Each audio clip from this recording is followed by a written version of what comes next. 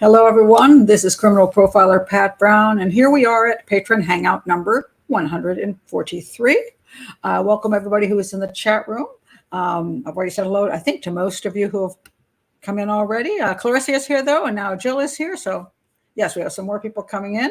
Glad you are here. It's raining in Maryland, so this is a great day for me to be inside because yesterday was pool day. The pool is now open, which is really nice, and I like that. But today it's just raining. So here I am, and here you are. So anyway, lots of interesting things I'm going to talk about today. I've had two major requests. I'm going to address both of these today. I'm going to talk about the one of them was the case of Jessica Johnson. She is someone who was found tied to her mailbox, not alive, tied to her mailbox with shoestring, and was considered not a homicide. So I'll talk about that and see whether I agree that this was not a homicide. Also, I was asked to talk about the, the death of Stuart Lubbock at the home of Michael Barrymore's UK case. So I'll be doing the UK case because, hey, UK people are here, and I like to do cases from outside the country. So that's going to happen. All right. Now, before I start, I always like to start with just a little, well, wait a minute. Before I start, please do subscribe to the channel. If you're new here, do like the video, do check my playlists. And if you'd like to be in the chat room during my 8 shows a month that are live, 4 Hangouts and 4 case shows, please do go to the description, click on that, and go to Patreon. And I have a $5 a month, one level. Join in the community and support an educational channel. Okay, that's my spiel. And I want to say this, because I've mentioned this before, but my daughter just dropped this bottle by. It's Havana Club, and it is El Ron de Cuba. It is the best rum in the world. Just saying, because there's people drink rum in this country and they buy some crap down at the liquor stores, which is horrible. And this is the best rum in the world. If you're in Canada, lucky you, you can get it. If you're in Europe, lucky you, you can get it. If you're in the US, you have to fly to Cuba. And you can take as much as you want back from Cuba. Well, within reason, what you can get on the flight. You can actually bring it back from Cuba, but you can't buy it in the United States. So when I went to Cuba, I bought a bunch of this for $9 a bottle and gave it to my kids. And my daughter says she doesn't like rum enough, so she gave one of these back to me. And I'm like, oh, thank you, because this is my favorite rum in the world. So just saying. If you go to Cuba, let me know. Let me know. Bring me something back. Anyway, cheers. It's that good. You can drink rum straight. You couldn't possibly do that with crappy rum. It's good. Anyway, I'm not shilling for them because I can't make any money off of them. So, oh yeah, that's regifting. Yeah, I like that regift. You're right. I'm like, she put it in my car and I'm coming out. I'm like, and I couldn't figure it out because I went to Cuba like, well, it was what, 2018 or 19, somewhere way back then. And I suddenly see this bottle of rum in my car and I'm like, where could this have come from? And then I got excited and thought she found it here in the United States, and that wasn't true. So you still have to fly to Cuba to get it. But anyway, if you want to do a great Cuban trip, do that. I had a wonderful time in Cuba. It's a very poor country, but the people are very friendly, and I really like Havana. So anyway, that's one thing. And I like to always start off a show by giving you some encouragement to not only watch true crime stuff, but to do healthy things in life. And so this is what I'm working on. That's my new fish puzzle. Yeah, I got this to do with my granddaughter because I thought it looked pretty easy because of all the colors, but it's actually very shiny. And all the pieces, you can't see it here, but all the pieces, when you move them just a speck, turn from blue to green. And it's hard as heck, this puzzle. Who knew? But it's challenging. And it can challenge you in a different way than other things in life. So I kind of like doing puzzles. I think they're fun. Okay, so if I were in the U.S., I would vacation in Cuba. We have rules in this country that you can't go down to Cuba and just hang at a resort. And so what I did was I took 10 women to Cuba. I organized the trip and I was the guide for the trip. I organized all our Airbnbs and I organized a van to take us around. I organized all our entertainment and all the things we were going to do there. And I had to carry cash with me. So I carried $11,000 in cash. I carried $11,000 in cash, $1,000 per person in my boobs because you can't use a credit card or an ATM card in Cuba. So I started out really big and then every day my boobs shrunk until it was nuts. But anyway, let's get to crime. That's what you're here for. Okay. I want to mention something before I get to some of these big cases about what we believe. Okay. And having been involved with this Karen Reed case, a lot of people end up believing stuff that they read on the internet or that they even are told on some website, which seems credible, that something is true. So I was watching Hawaii Five-0, not the original, which I adore, but I finally gave in and watched the newer version, which in the beginning just really bugged me. But it is 10 seasons and it's all takes place in Hawaii, which is one of my favorite places. And so even if half of the stuff is silly, I love the scenery. I love the cultural stuff that they throw out.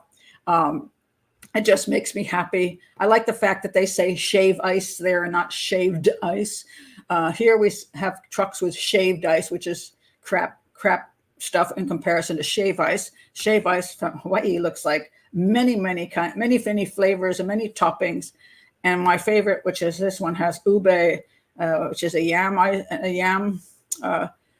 shave ice, and it's got hopia, which is that foamy stuff, and good stuff. So anyway, I like the show for that. But Danny on the show, Dano, made this comment about how more people are killed by falling coconuts than by sharks. And when you're walking under these big, tall trees in the tropics and you see the big coconut up there and you wonder, if that sucker falls, will it crack my head open and will I die? So, immediately you think, makes sense. You got, how many trees do you have in tropical places? I mean, it makes sense. Maybe 150 people a year die of getting hit on the head with coconuts and only 10 per year for shark attacks. So yeah, it's more dangerous walking under a coconut tree and a palm tree than to go in the water. However, apparently it's not even true. And that's what I want to point out. So there's this one, it's on Wikipedia, but which is another place you maybe question, but still, it's called death by coconut. Coconuts falling from their trees and striking individuals can cause serious injuries to the back, neck, shoulders, and head, and are occasionally fatal. However, there was a 1984 study called Injuries Due to Falling Coconuts, which exaggerated claims concerning the number of deaths by falling coconuts. So apparently, really, they only kill a few people a year. But anyway, this became a legend and it gained momentum after the 2002 work of a noted expert on shark attacks was characterized as saying that falling coconuts kill 150 people each year worldwide. So therefore, they say here, it's just 5 shark attacks, not 10. All right. So concern about the risk of fatality due to falling coconuts led local officials in Queensland, Australia, to remove coconut trees from beaches in 2002. This is the kind of damage that can be done by stuff that is not actually proper studies. One newspaper dubbed coconuts the killer fruit. So historical reports of actual death by coconut nonetheless do date back to the 1770s. It cannot happen. All right. Also, apparently, if you drink too much coconut water, that can kill you. You get sudden cardiac death from having too high a potassium level. Well, like anything, you can die from drinking water. So if you're going to get a coconut, you enjoy drinking the coconut water and scoop that stuff out because that's good too. And you just don't have 50 of them, But where did the story come from? 1984 research paper by Dr. Peter Barse of Provincial Hospital in Papua New Guinea, titled Injuries Due to Falling Coconuts. All right. And it was published in the Journal of Trauma. So everybody assumes when something's called a journal, an academic journal, those things that are published must be true. Just because it's academic doesn't make it so.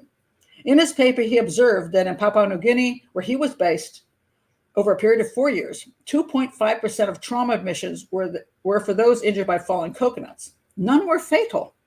But he mentioned 2 anecdotal reports of deaths, one several years before. The figure of 2 deaths went on to be misquoted as 150 worldwide, based on the assumption that other places would have similar rates of falling coconut deaths. He got an award. Oh no, he got what is that called? The Ig Nobel Award. That's the way it's written. IGNOBEL, Ig Nobel Award, from the Annals of Improbable Research. I think that's just great. That cannot and should not be replicated. In response to the dubious distinction, Barst told the Canadian Medical Association Journal, "When you're treating these injuries daily, it's not funny at all." He didn't take it well. But the point is, there was no actual evidence that it's 150 people dying every year from falling coconuts. So the problem we have a lot of times when you're trying to understand things, you'll see things come in. This expert said this, this expert said this, there's a report of this, there's a report of that. Doesn't make it true. And you have to be very careful of that when you're trying to be analytical, you're trying to be logical, you're trying not to jump to conclusions.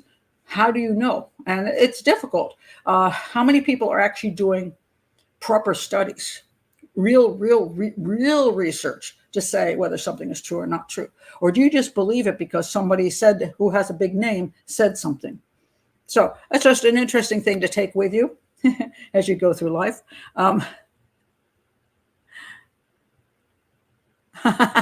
Yeah, it's not even that many, and now it's not even true. Well, theoretically, it could be true. But is it true? So he really did not do a proper job scientifically of determining deaths when he never even experienced a coconut on head death. He heard an anecdote. Well, the anecdote might be true, but if he didn't follow that up and have proof of that, then he's not much of a scientist. So you can believe something might be true, but that's different than saying it is true and putting that in a paper and making that a claim. But it's apparently turning an urban myth, and there it was on Hawaii 5-0, and it isn't necessarily true. All right, so I just wanted to start with that just so we can use some logic. All right, so what do I want to go to next? All right, let me go over to England since you guys are here, which is cool. All right, so let's go to the Stuart Lubbock case. All right, so this is a super famous case, and as you can see, this happened 23 years ago, 23 years ago, and he was a young man, a relatively young man, handsome young man, who was partying over at the house of Michael Barrymore, who's super, super famous. And I've never heard of him, but that's because I don't live in England. And apparently huge on TV, just a massive personality. And he had this house, a very, very large home with many, many rooms, which is important, and a swimming pool, which is where poor Stuart was found in his boxer shorts, laying in the pool, either under the water or on the water, depending on who says anything, including Michael himself, because he can't seem to remember. Anyway, so this poor guy goes to this party and at his house and ends up dead. Now,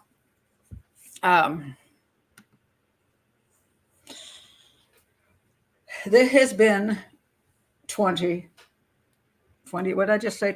years, long time. And this case is still not solved. And the medical examiner determined that he died of drowning because he was in a swimming pool. I still don't see much exactly what the drowning issue was, but all right. But let me read a little bit about you, just about the case, so you know. All right. Let me find it. All right. The death of Stuart. All right. He was a meat factory worker in Essex, England, who died under suspicious circumstances at the home of the television personality Michael Barrymore. Okay, so what happened? They found him unconscious in a swimming pool in just his boxer shorts. He was discovered by the pathologist at the hospital to have serious anal injuries with traces of ecstasy, cocaine, and alcohol in his blood. Okay, so this is where things get disturbing. The claim is from the medical examiner as to how, when these anal injuries occurred, was at about the time he would be at the party, right? Before he went into the water. Certainly, some people try to say that's not where he might have gotten those. That might have been some other time. But it seems like they've narrowed it down pretty well to about the time of the party. And I did find out, I looked to see what kind of injuries these were exactly, because that was a wee bit confusing. There was a presence of significant recent injuries to the anus. The anus was dilated, its margin was bruised, and there were lacerations at the 6 o'clock and 12 o'clock position, which is concerning, which indicates some appearance of sexual assault while he was at the party. And the question is, what kind of sexual assault are we talking about? Now, the party, which I watched the interview with Michael Barrymore. He was with Piers Morgan, right? I've done his show now. I can't remember his name. Okay. He was doing this much later interview with him, and he was like real bent out of shape about the claims that there was some kind of like gay orgy at the house. He said, look, there were women there who were with some of the men, and that's just ridiculous. Okay, but then how did this man sustain these injuries? Now that he ended up in the water, there's a couple possibilities there. And I'll get into that as to whether that was homicide or maybe he just fell into freaking water. Why he was running around with his boxer shorts as opposed to running around in his clothing is an interesting problem.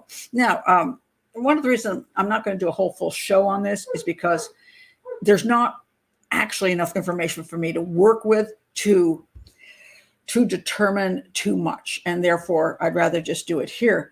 It was a huge case. Michael Barrymore did get arrested with 2 others, and they dropped the charges against him. Stuart's father worked very hard trying to prove that his son that these people killed his son, and they got together with let me tell you who was they had inquests and all this kind of stuff, and then there was the father's lawyer is Tony Bennett. Now I know Tony Bennett I should have had my picture with me and Tony.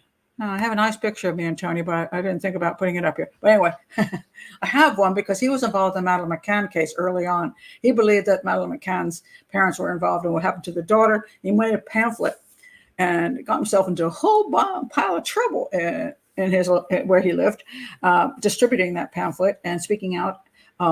And so when I went to Praia de Luz and when I went to Portugal, I stopped over in London and Tony picked me up from the airport. And it was really cool. He picked me up from the airport because you come into one.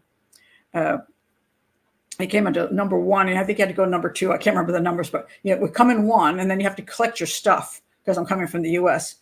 I have to come into England, collect all my stuff, leave, and then go to the other terminal. So I can't remember the numbers, but from 1 to 2. But usually you take a bus from 1 to 2. Well, Tony picked me up at 1, and then we went out to a pub, and we had this wonderful English breakfast and chatted about the case. It was really, really nice. He was very, very kind, very sweet. And then when we finished breakfast, he took me to Terminal 2, and that was the best. That was the best going through Heathrow Airport I ever had. So I like Tony, and I didn't know he was involved in this case. And so I'm like, oh my God, he was involved in this case. Well, so Terry Lubbock, that's the father. He got, his lawyer was Tony Bennett, and they filed a dossier to the Independent Police Complaints Commission and there were 38 complaints. It's a very complicated case as far as trying, the father of this young man trying to prove that somebody did something to him, and why is nobody being held responsible?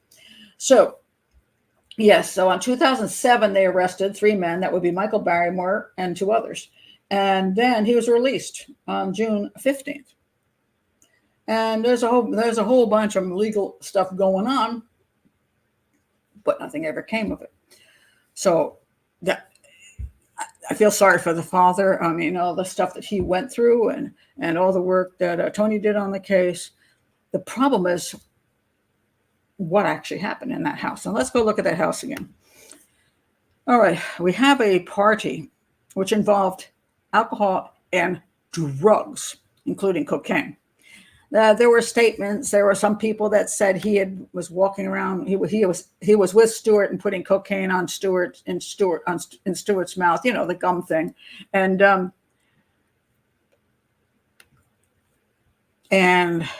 now, mind you, Michael is gay, and so is Stuart. And so were some of the others at the party, but there were also women there who were supposedly with some straight dudes. So I'm going to say that would be a massive amount of work to try to get into everybody's details there. But I always want to point out the problem we have with drug-fueled anything is that things get out of control, especially if people who are abusing substances. And Michael definitely was abusing substances. He's been known to abuse substances, and probably some of his friends were abusing substances. And by the time you get into the early hours of the morning, you got people who knows who's out of what kind of, where their minds are at. And that includes the victim, if he's a victim. Now, he appears to have injuries that would indicate something happened that seemed probably painful. It didn't seem like it didn't look overly consensual, shall I say. Some people were concerned about the fact that the pool thermometer vanished. And so I looked up pool thermometers, and, they have a kind of interesting shape, shall we say, and could cause damage, abrasions, could cause, depending on the type of thermometer, issues at 6 o'clock and 12 o'clock in that circle. So was he assaulted with an object? Maybe. But the problem is when you got a whole bunch of people doing drugs, it's hard to tell where consensuality started and consensuality ended, if it did.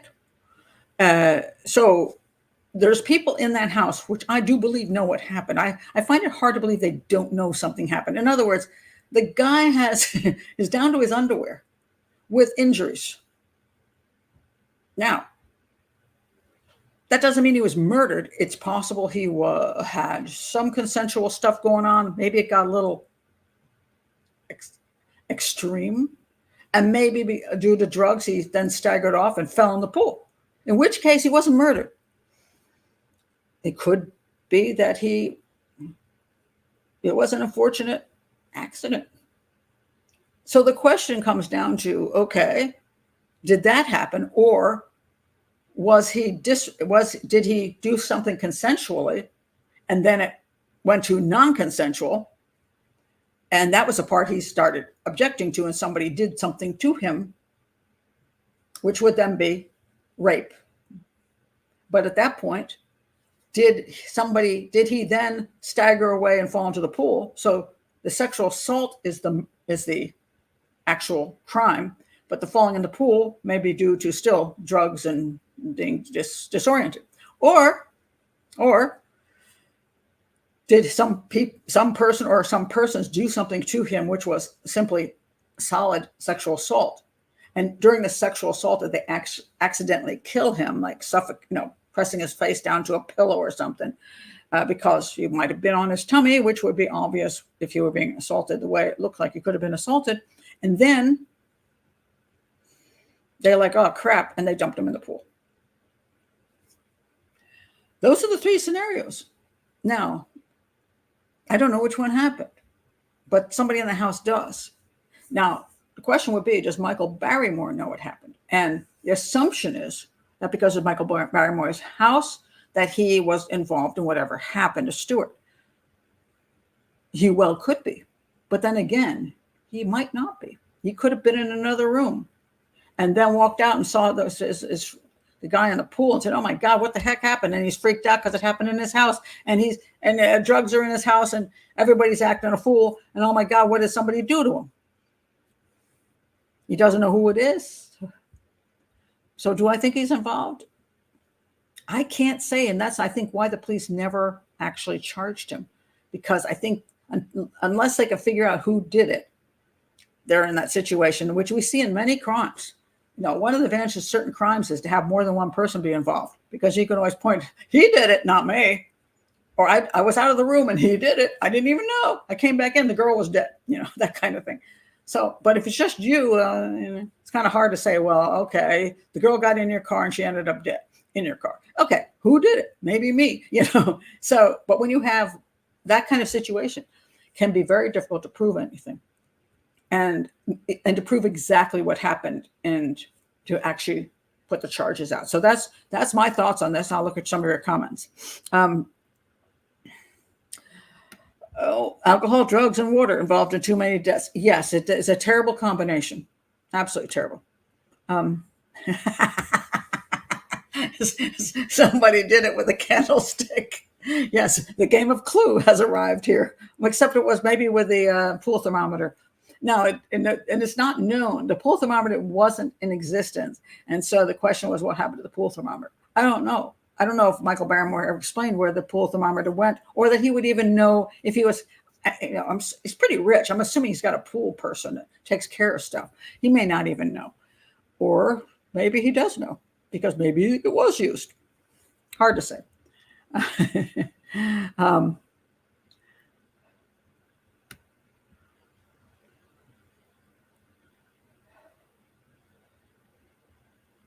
Well, that's true too, Lila. So much of law enforcement budget is spent on incidents that happens when people are drinking, either the perp or the victim or both. Yes, I mean, and drugs. Drugs are massive. I'm going to talk about the other crime, which drugs are involved in as well.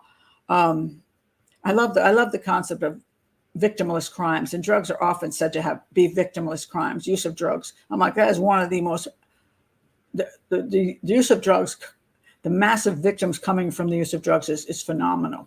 From the person who does them, who ends up ODing, to the people who try to save the ODing person who may touch something, a fentanyl, and they die. The first responder dies.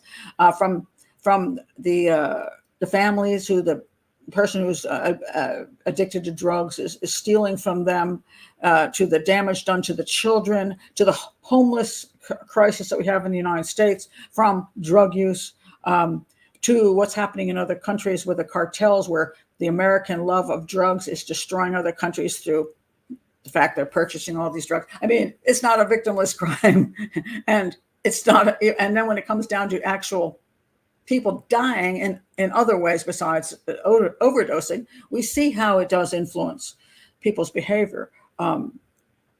And especially when you combine a whole bunch of stuff that shouldn't be combined, mind you, it's one thing to have a couple glasses of wine.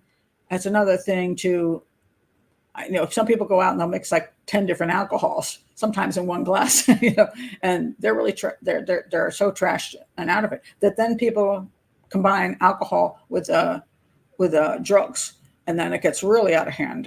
So yeah, that's keeps the police in business. I'll say that. Weevil Barlow says, it all seemed like it was a horrible accident, maybe, with all of them high and drunk. So difficult to know if worse happened. Yeah, that's true. And, if you're going to go to court with this, you got to prove that somebody actually did. First of all, you got to find a person who did something to him. And what is that something? Is it sexual assault? Is it homicide? Is it just sexual assault and then accidental death? And if they're in a situation where they can't prove it, that's why nobody gets arrested. It sucks. It also tells you stop going to parties with people who in those situations, because it can be very dangerous, and you end up a victim. And it's very sad. I'm sure he didn't think he was going to end up a victim that night, especially going to this rich guy's house, and what a cool deal. I'm getting, don't do drugs.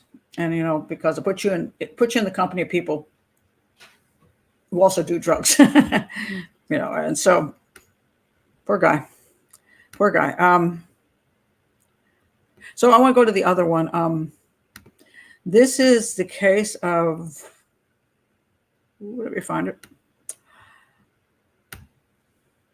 Jessica Johnson. She was 37-year-old, and I love, it's always funny to me when people put in whether they're mothers or fathers or grandmothers or grandfathers. Somehow when the media does that, they're trying to paint the person in one way or the other, like they'll say something like 7-year-old grandmother arrested for bringing drugs someplace. Okay, does being a grandmother make her a less bad person for smuggling drugs? Maybe it should make you a worse person, but it tends, but she's a grandmother. So when they say mother, all the time is like, see, she's a mother. So therefore, and that's what the family says too, therefore. Okay, what happened to it? All right, interesting case. And I thought about doing a whole show on it. And then I realized I had an issue. And one of the problems I see a lot of times, again, with YouTube and with profilers and anybody, is taking on cases where they cannot get enough information to do a proper job, even doing a proper video. And the problem in this case is I don't have any access to enough information to come to a conclusion. And so I won't. But let me talk about her. Okay, hold on a second. Let me find her. All right. Now, so I'm reading this from True Crime Daily. Suicide or murder, what happened to Jessica Johnson? A macabre discovery along a rural Mississippi road. A mother of two was found tied to a mailbox by her shoelaces on June 2nd, 2017. Her death was ruled a suicide by hanging. Okay, so their face is blurred out. It's not a really gory picture, so I'll show it. So there she is. She's sitting. Supposedly this happened at night, and there she is next to the mailbox post, and she has.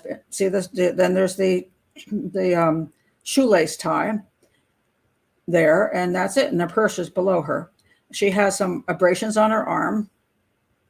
These weird spots, and the parents think there's a shoe print on her arm. I don't think that's necessarily so. And then we have, these are her shoes that the shoelaces were taken from. That's the knot.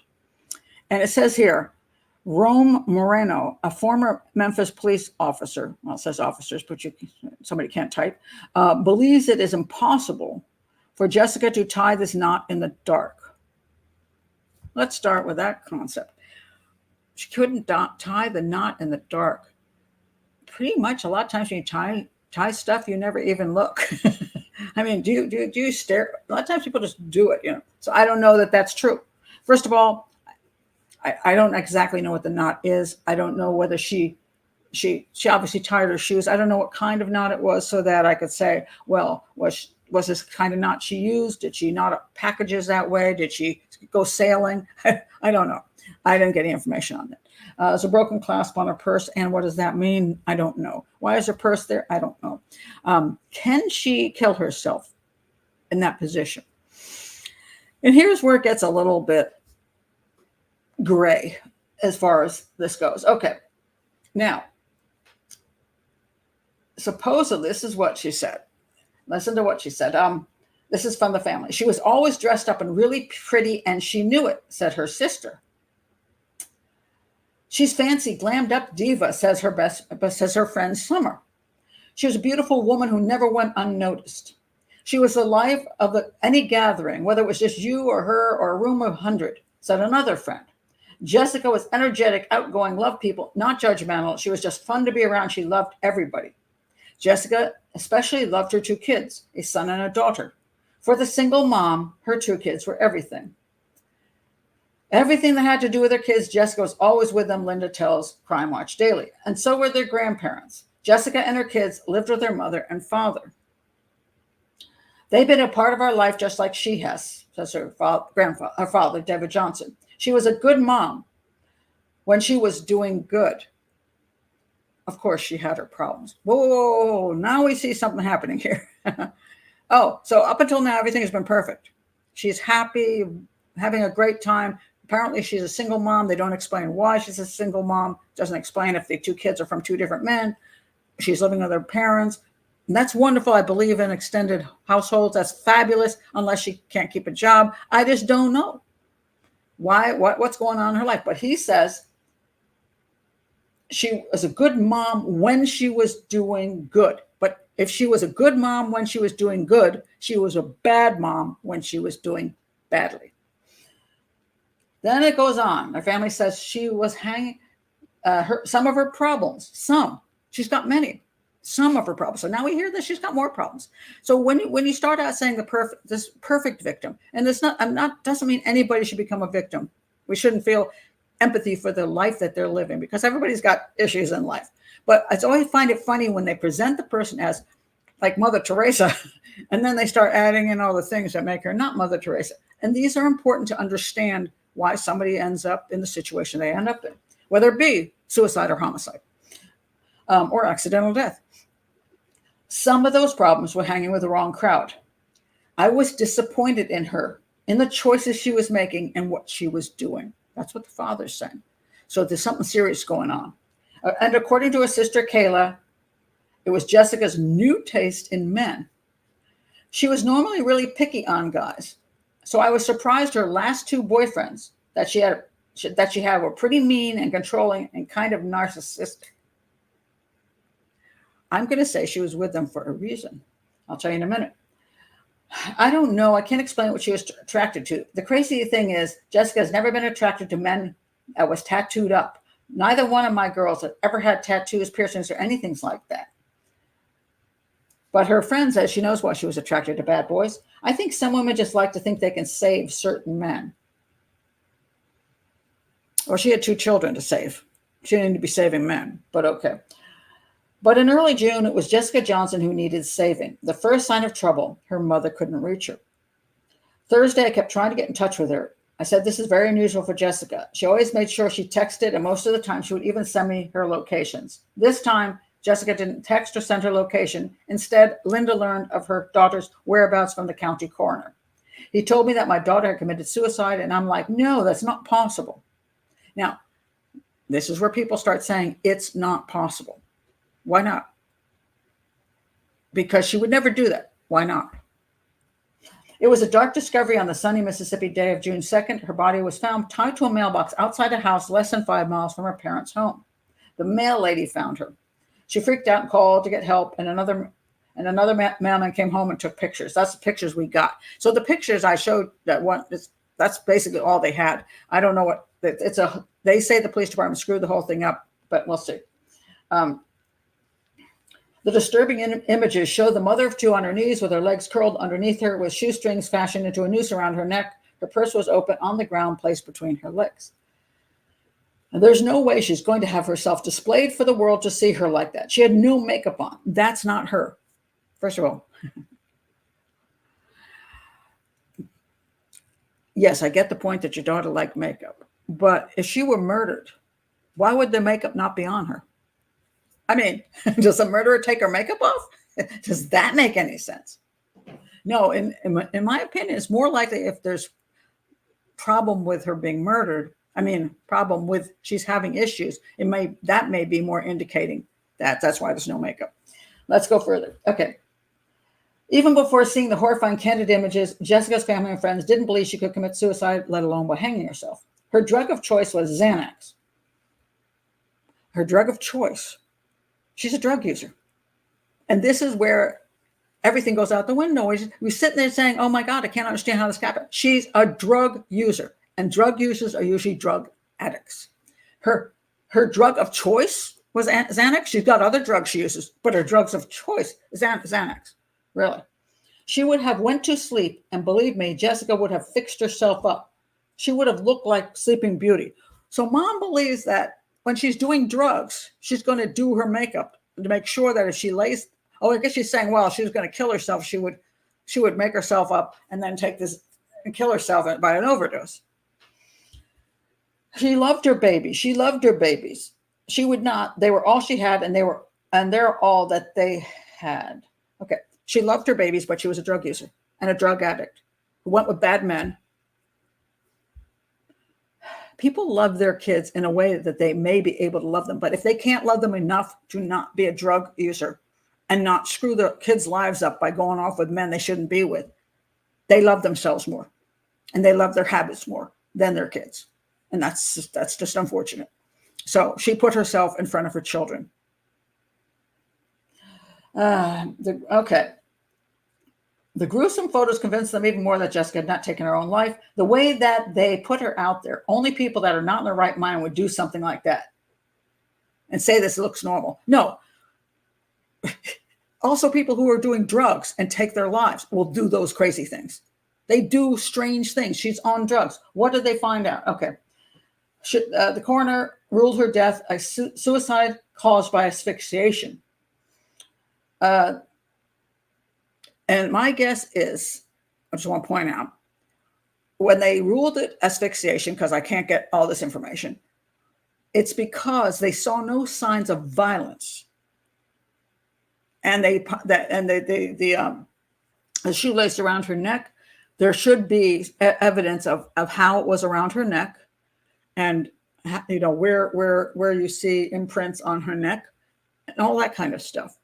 And a coroner who's seen these kind of things, there's a difference between people being strangled with a like put something on, you do it from behind. There's a difference between that and judicial hanging where you're jumping off a chair, and there's the type where you're just bending your knees and just leaning.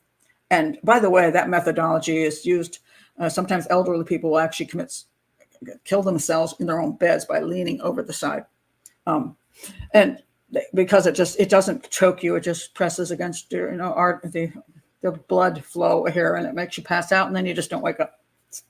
So, not that anybody should do that, mind you, but that is sometimes the way it works. So when the coroner is looking at cases, he has to decide if this is true or not true, as far as what happened in this death. What he must be seeing, if he's a proper coroner, is does the shoelaces around her neck look like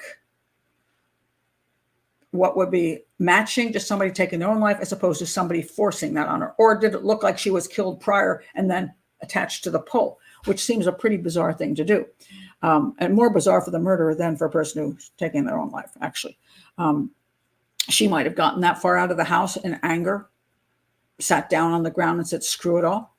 She might have been starting to leave and just whatever. But apparently there's no signs of a struggle. So she would have to be out of it, completely out of it, maybe on her Xanax. And then somebody took her life and then did that. Is it possible? Maybe. The arm damage is supposedly from meth. So she was, and that's the whole point. She had meth in her system too. She had Xanax. What does she have in her system? Hold on. I found it. But she had meth in her system. I have problems with people who have meth in the system because I find that causes people to do some really crazy crap. All right. So do I think she might have taken her life? Yes.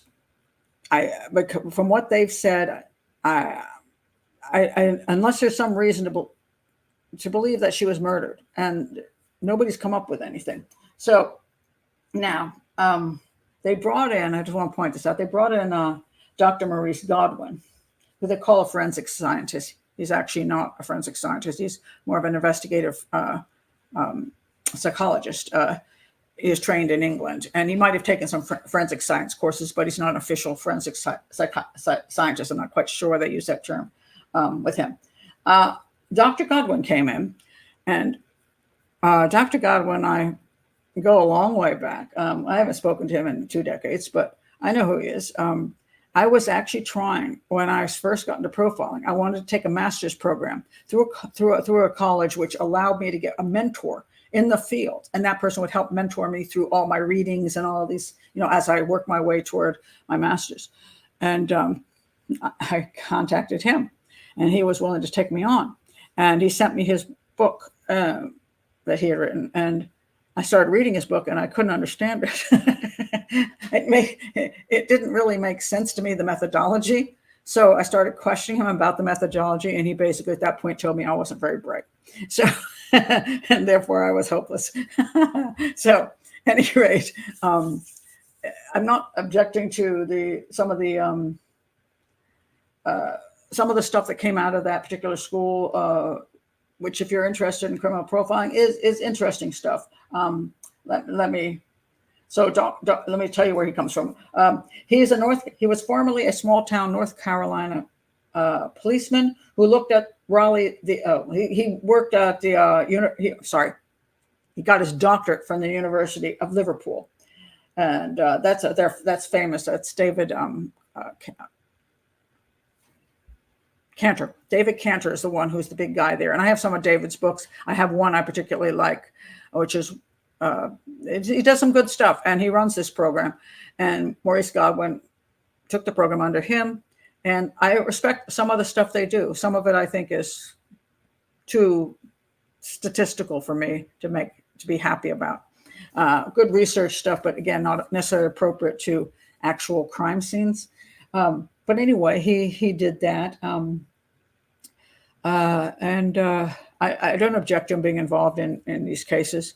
He's also involved in a Maura Murray case. He went up there and met with Maura Murray's dad and looked at the area to see if he could lend any kind of help. I think that's fine.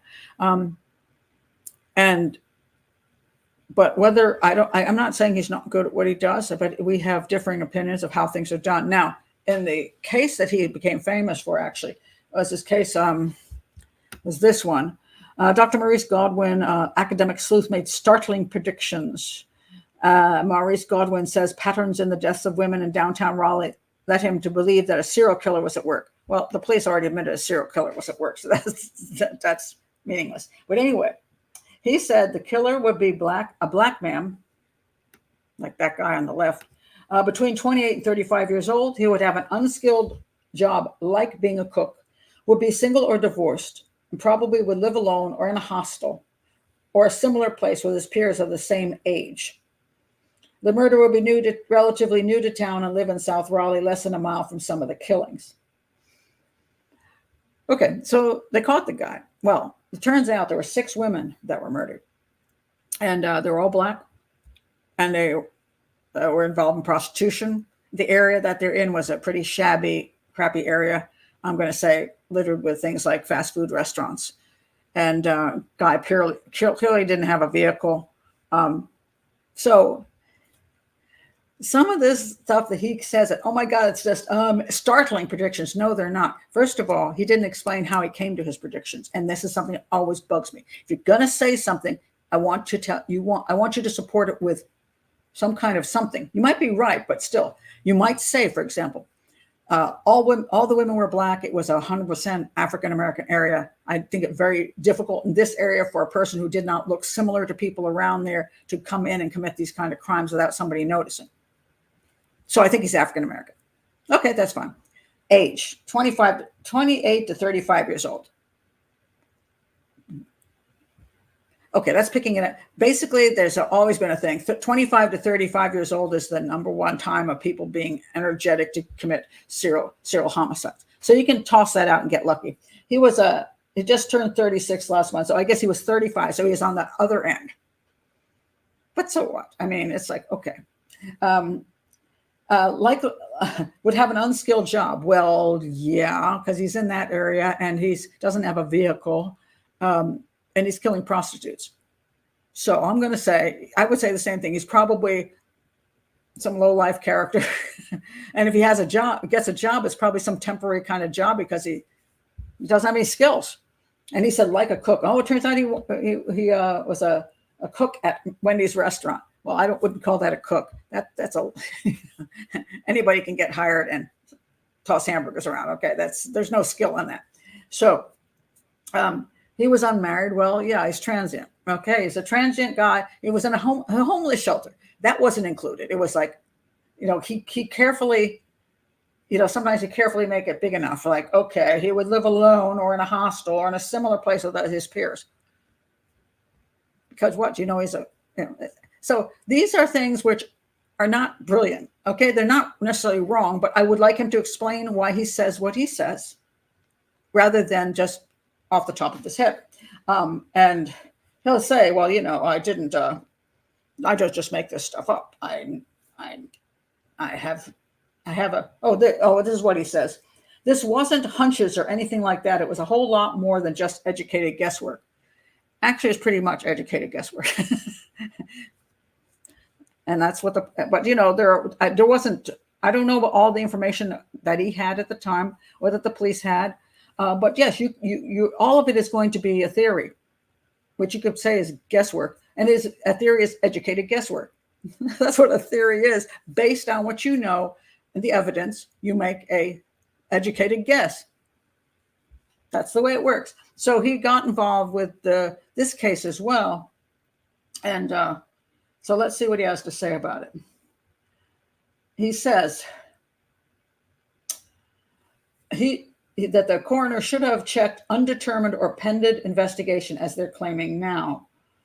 I think they got harassed a lot. The medical examiner they don't think she committed suicide, so he says they should put something undetermined. Well, I don't know at the time, was it really undetermined, or do they believe that's what it was? Now, you can change a manner of death if you realize you screwed up, or there's more information comes to bear. You can change a manner of death. There's nothing wrong with that, and one should do that if that's true. Then at this point, it says, with the medical examiner's report still months away, I'm desperate for answers now. They turn to Dr. Godwin. I haven't found a thing after this. It should be homicide, but at least at minimum, it needs to be changed to undetermined. Okay, let's say why he thinks it's homicide. Dr. Godwin has 2 decades of experience working on high-profile murder investigations, including Casey Anthony. I did not know he had anything to do with Casey Anthony. I'll have to look that up. I didn't know that. Is it possible in Godwin's expertise to successfully hang oneself from a 38-inch post with a shoelace? I've stopped using that term hanged and prefer to use the term tied to. Okay. All right. Okay, so he told her why he didn't believe her daughter took her life. It was a strange scene.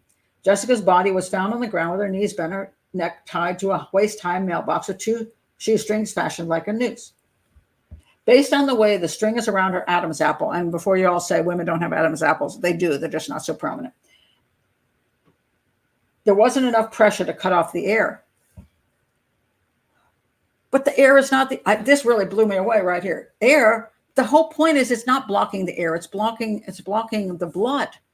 That's why people could do these soft hangings, where they just put a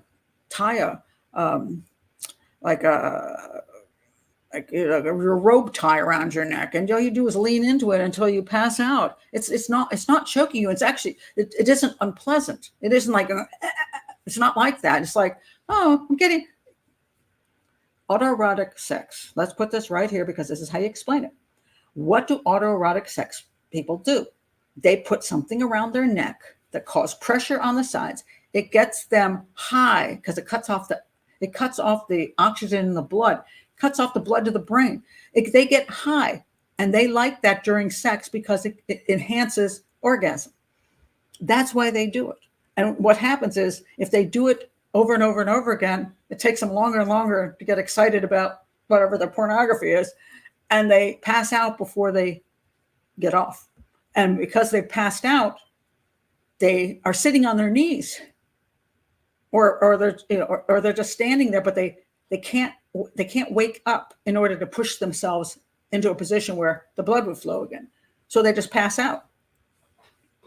That's how also people take their own lives with what looks like, hey, they doesn't look like that's not a hanging because they're not, no, it's not. And so I don't know why Godwin would say this, because if all it had to do was press against the sides long enough for her to pass out. So I don't know why he's saying that. And he says the majority of the force and pressure was on her cheekbone. So he's saying that she's hitting this, so therefore, well, if it's tight enough around, again, it's still stopping the blood flow. And then it says in that position, she would be in excruciating pain. What? Why? First of all, if she's doing drugs, she may not be in any pain at all. And if it's pressing against you, and you don't, and it happens fairly quickly. It's not like you sit here for a half an hour waiting for things to. No, it's like you get, all of a sudden you get a little lightheaded, and no.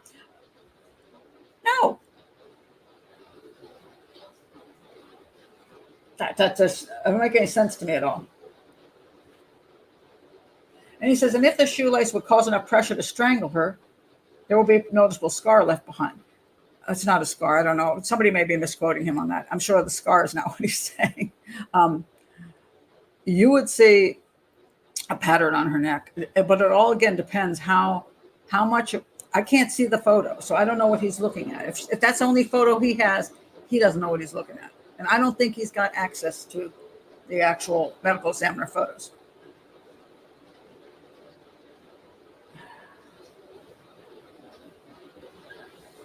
So now he's saying there was a staged crime scene. What about it makes a stage? He says the purse. Her hand wouldn't have remained resting on top of her purse. Why not? She ties herself up and goes, that makes no sense to me at all.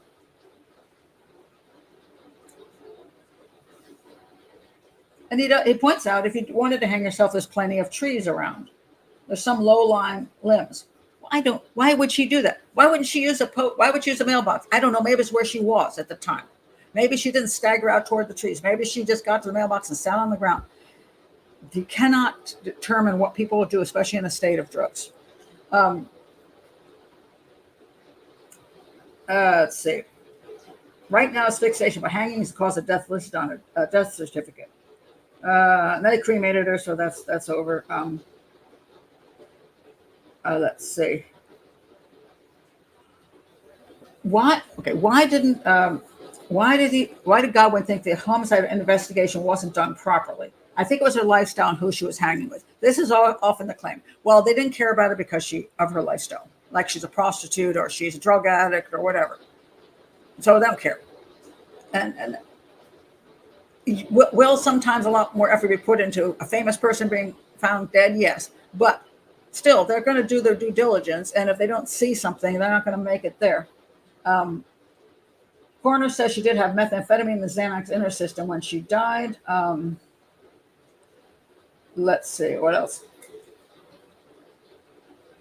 He thinks there's a struggle simply because of her purse. She's not got bruising in all over her body. It's just her purse. So somebody could have been looking through her purse, and she just said, "Give me my purse, I'm going." You can't make up stuff. This is just doesn't make sense. Let's see.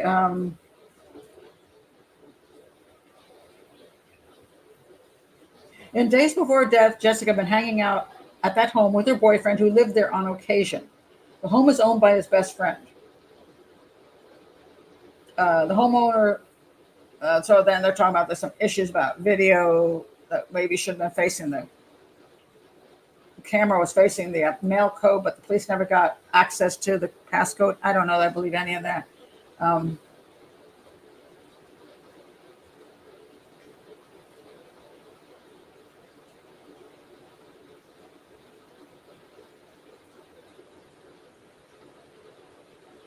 the family thinks, oh no, she again, just because now they're trying to paint the guy in a bad light.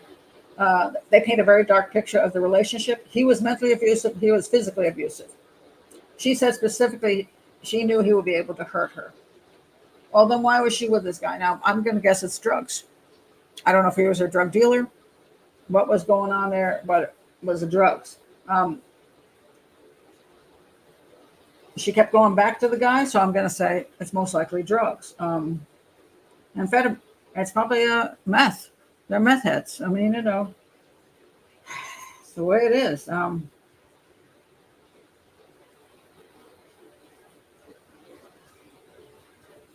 Did Jessica frequently go to that house? Was she comfortable there with the homeowner? And she was comfortable with that supposedly. They got into a fight. She locked herself in the bathroom with a cell phone. She wanted a girlfriend to come pick her up. But when she got there, she said, no, never mind. I mean, there's all kinds of stuff here. Yeah, the homeowner says there were 6 people in his house coming and going on Wednesday and Thursday night. After 6 p.m., she vanishes. No one hears from her again. I'm just looking to see if there's anything else down here.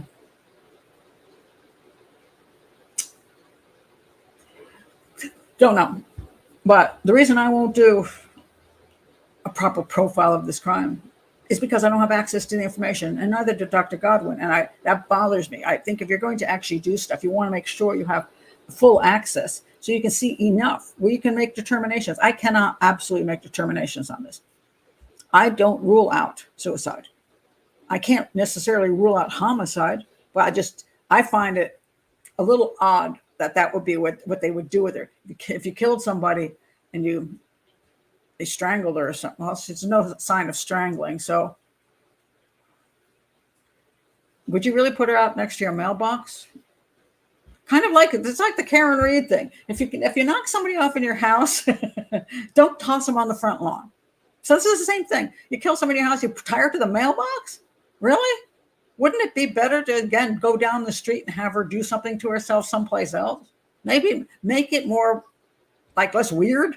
Because the weirder you make something, the more interest there is usually taken. And when you kill somebody, what you don't want is people saying, oh, my God, look at that. So rationally, murderers don't usually tie people to their mailboxes and try to make it look like a suicide by mailbox. I mean, that's much more likely, actually, suicide. Because they do crazy stuff.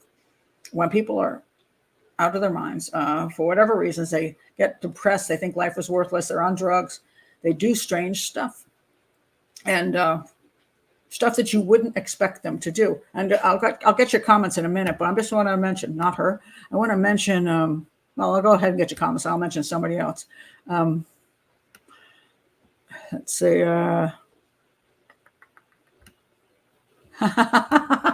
When she was good, she was very, very good. And when she was bad, she was horrid. You're right about that, Sarah.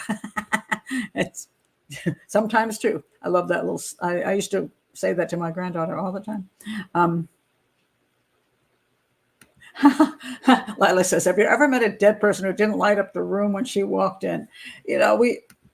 Obviously people want to paint someone in good light that they cared about. But that's why you have to be, when you're doing investigations, you can't just believe the first thing somebody says, because a lot of times they are trying to paint that person because they just don't want to say bad things about the person that they cared about. And they have to really push sometimes to get the information, because that may be what led them to become a victim of somebody else or to become a victim of their own hand. So you have to be, you can be empathetic in general to human beings. But if you're going to do profiling, or you're a detective on the case, while you can be kind, you also have to be willing to ask the hard questions, or you're not going to get the answers. She was 37 years old, I think. Somebody asked me. I think she was 37, something like that.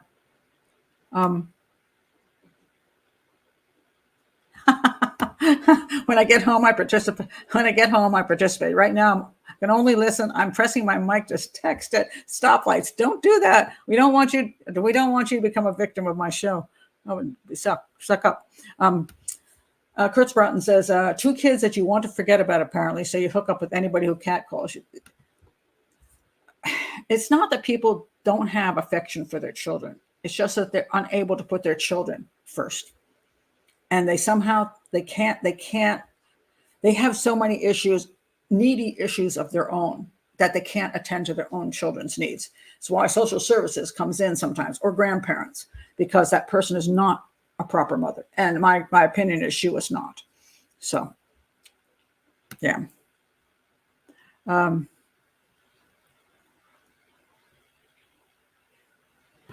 Okay, that's an interesting point. One is you demean her, then it would make sense.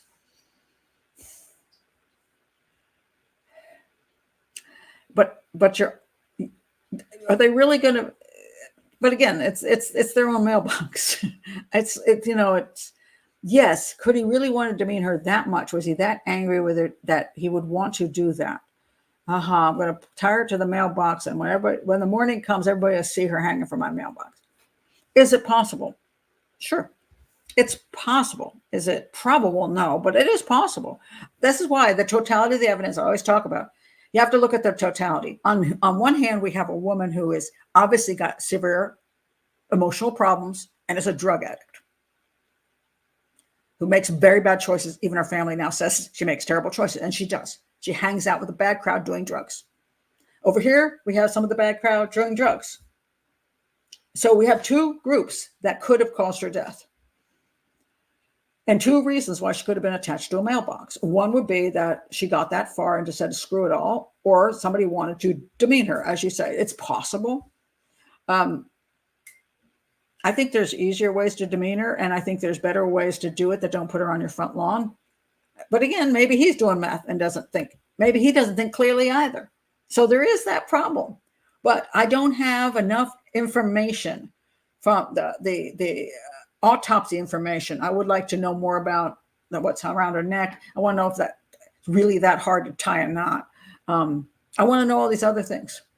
I want to know, did she have a car? Did somebody drop her off? Was she going to walk home? How much out of it was she? There's a million questions. That's why I can't properly make a determination. All I can say is I won't actually do it. I'm just saying the possibilities are there on both sides. But they was ruled a suicide. So that makes me wonder, why did they come up with the manner of death as that? And I mean, if it was that odd and they thought there's no way she did this and she couldn't have done this, and this thing marks on the neck aren't correct, they should have said it's a homicide. They didn't have any love of the guys in the house. They'd probably be happy to call it a homicide. But apparently they didn't find anything. Maybe they sucked at their job. I don't know. But I just won't go further in trying to understand. No, I didn't say she was a hooker. I did not say that. I said, did somebody say that? I have no clue. I can't find that's I can't find information on that. So I don't know. But okay, now I want to point out this. Somebody just mentioned this other person, and I just want to talk about it because, again, we have another person who took her life. She's a beauty queen, and she is beautiful. It says, okay, she's Cheslie Kryst.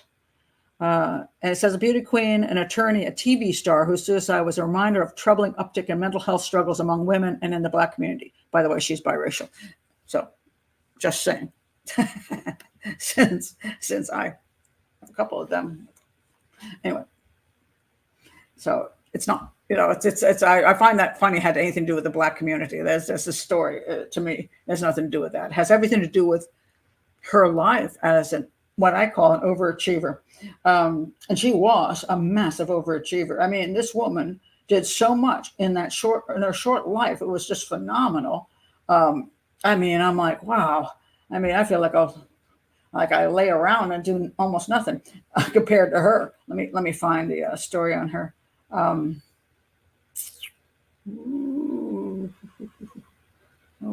come on.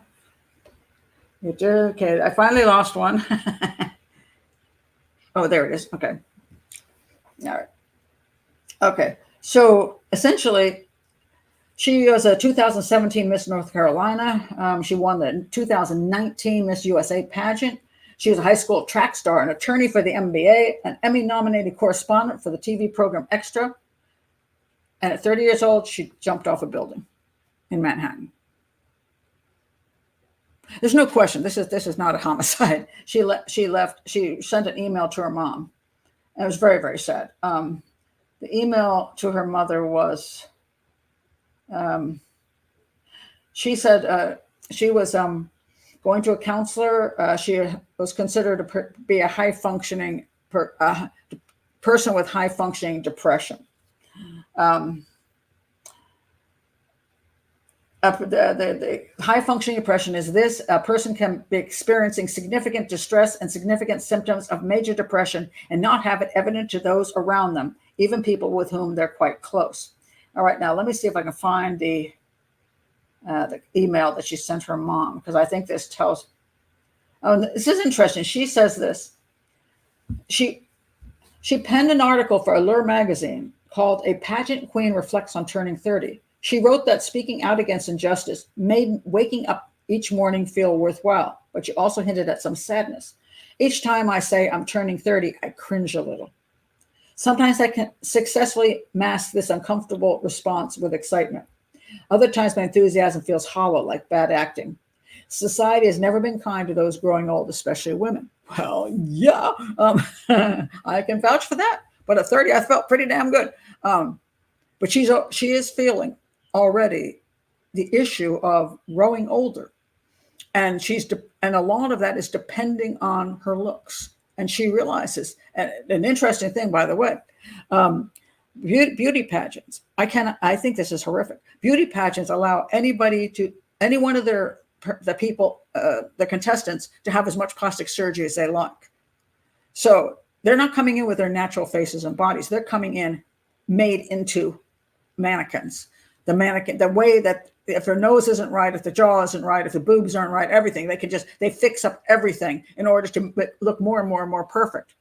Well, to do that, you have to have a certain level of perhaps narcissism to overemphasize all of that you need that kind of attention. You need to be in front of everybody being praised all the time. And if you're not good enough, you got to fix it. You got to fix it. You got to fix it. And I think she suffered from, and sometimes people have also just incredibly low self-esteem in spite of the fact they're like incredibly talented. She was incredibly talented and incredibly beautiful. I mean, her life was phenomenal. I mean, I think I was pretty much a waste of space till I was 24. And then I got married and had three kids. Well, 2 kids born, and then my son later I adopted. So by the time I was 30, I finally felt like I had a decent life because I was raising my children. I was starting to homeschool them. I got a bachelor's degree in liberal arts. I was so unsuccessful pretty much by the time I was 30. In comparison, she's hugely successful. But what is the problem? So she says this. She goes on. I discovered that the world's most important question, especially when asked repeatedly and answered frankly, is why? Why earn more achievements just to collect another win? Why pursue another plaque or medal or line item on my resume if it's for vanity's sake rather than out of passion? Maybe that's the problem. It was too much vanity's sake and not enough passion. Maybe she's identified that for herself. Why work so hard to capture the dreams I've been taught by society? Society doesn't necessarily teach you those dreams. You decided those were the dreams you thought were necessary to get the attention you felt you needed. And that's really sad because she could have balanced her life. That's why I talk about balance so often. She could have done good things and balanced her life with friends and family and maybe a relationship, maybe children, other things than just always winning at this high level. And she says, why work so hard to capture the dreams I've been taught by society to want when I continue to find only emptiness? Well, it's because you're pursuing the wrong things for the wrong reasons. That's why you feel empty. I don't feel empty in my life. I've never felt empty in my life. Well, I did. Okay, I take that back. My years of wandering around until I was 23. I had emptiness there. I didn't have great relationships, and I was bored in school, and I will say I felt emptiness at that time. By the time I had family and started working with sign language interpreting and then going into profiling and life isn't perfect. Sometimes you're lonely. Sometimes you wish this. There's things that affect you, but to feel empty, like I'm not, I haven't been in a relationship and, I haven't had since my divorce, I haven't been with anybody, had any kind of long-term relationship or even short-term, really. I don't feel empty. Sometimes I think, well, it would be nice. But on the other hand, I'm doing so many things. I enjoy my life. Now, if somebody came along that was the right person for me, I might find that, that's fantastic. But it's not because I'm empty that person, I need that person. I don't need that person. What I might appreciate that person, to be cool. But then I appreciate many things. So when somebody feels empty, you have to, if you're feeling that way, try to find out why you feel empty. What is it you are expecting in life that's making you feel empty? And what is it you're not doing something that would give you something to, and she was doing a lot of stuff, but apparently wasn't fulfilling for whatever reasons, it was not fulfilling to her. And then she wrote to her mother. No, I thought, where's the thing? She told her mother she was killing herself. And she told her, basically, she told her mother that in an email, when you get this, I'm going to be dead because I just can't live with this depression and feeling like life is pointless. And so there's no question she jumped off the building. But it's just very sad because she was such a skilled person. And you just, and it's true. I understand people say, well, you can't see depression in people because they are such high achieving people and they smile and they know how to act. But it just makes me sad that she didn't find what she needed to find to have a life that wasn't empty. And that she had apparently family, mother. She seemed to really be close with her mother. I don't know why she found life empty. I just don't know that because, yeah, I find that sad. Because, I know why I found my life empty when I was younger, just because I was kind of like, screw up. I wasn't doing anything terribly bad. I just couldn't find anything I wanted to do. That was the problem. I couldn't find anything I was that passionate about. It's true. I didn't find anything at that young age. And she seems to have actually not found anything herself, which just sad. But again, people will do stuff, and she that you don't expect them to do. So when families say, I wouldn't see that, actually the mother did see it coming. She did not deny that she didn't try to say her daughter, was pushed off anything. She seemed to know exactly that she had tried to kill herself before. And that's why she was trying to get help and all that stuff. But so the mother saw it coming in a way. But sometimes people don't see it coming, and that's why they go immediately to homicide, because they're all, and she certainly had way more going for her than the other woman who by the mailbox, and yet she got depressed and took her life. And who said the other one didn't say, I'm a screw up, I'm done, I can't do it anymore. Hard to say. But that's a position when a person's doing a police investigation. A lot of times people won't admit what is true. So the families, because a lot of times there's guilt. It's like we couldn't save her, and they feel guilty over that. Well, that's a good point. There is thriving and there is surviving. That is true. But yeah, the question is, how do you go from surviving to thriving? And so it's tricky, and sometimes it's about expectations. Life doesn't owe us anything, unlike people seem to think it does. Life doesn't owe you anything. You arrived here. You're on an adventure, and no, you don't deserve love. You don't deserve anything. You're just here. Once you realize you're just here, then you have to decide yourself: how am I going to make my life? How can I thrive as opposed to barely survive? And maybe it's adjusting our expectations to something that is realistic, and how much we're willing to work for those things that we really want. If we think, I really want, let's see, anything.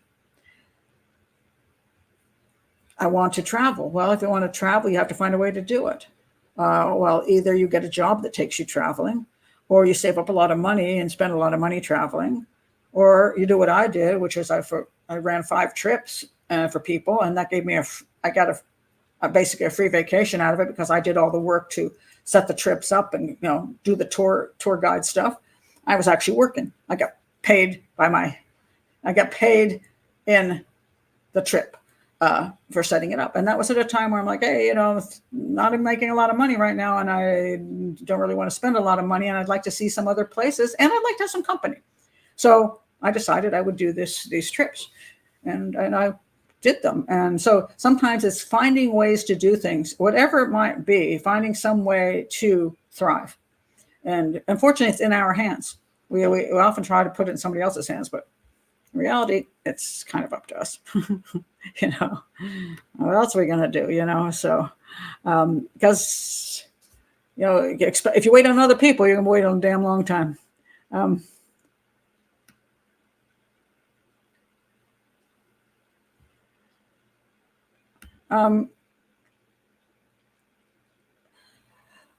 There's a theory that some autoimmune disorders and early traumas cause systemic chronic pain and other illnesses. Well, that's true. Sometimes people live.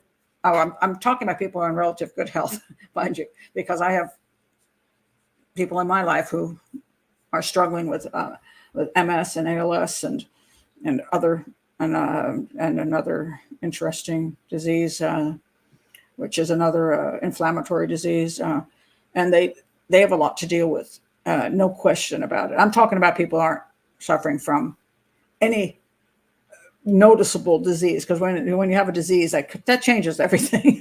It does. So I'm just talking about, and I'm talking about healthy people who, and also when you talk about trauma, I'm not talking about people who've been highly traumatized either. That's a whole different kettle of fish, shall we say.